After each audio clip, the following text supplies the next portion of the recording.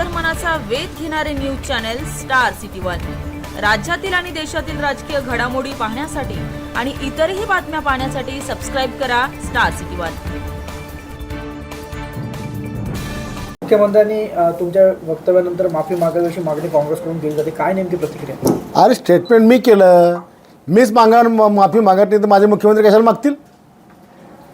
तुम्ही आपल्या वक्तव्यावर ठाम आहात? माझ्या वक्तव्यावर मी ठाम आहे। या देशातल्या 140 कोटी जनतेपैकी 50% जनतेला रिझर्वेशन आहे, आरक्षण आहे आणि ते आरक्षण संपवण्याची भाषा करणाऱ्याबद्दल मी जे वक्तव्य केलं मी त्याच्यावर ठाम आहे। 70 कोटी लोकांचं आयुष्य उद्ध्वस्त करण्याची प्लॅनिंग काँग्रेसने केलेली आहे। ज्या 70 वर्षात या 70 ज्या मागासवर्गीय लोकांनी या काँग्रेसला सत्तेवर ठेवलं त्यांना चांगले दिवस आले, त्याच समाजाला संपर्क करता हे निघालेले आहेत। याच्यामध्ये आदिवासी असतील, मागासवर्गीय असतील, याच्यामध्ये ट्रायबल असतील, ओबीसी असतील, सगळेच।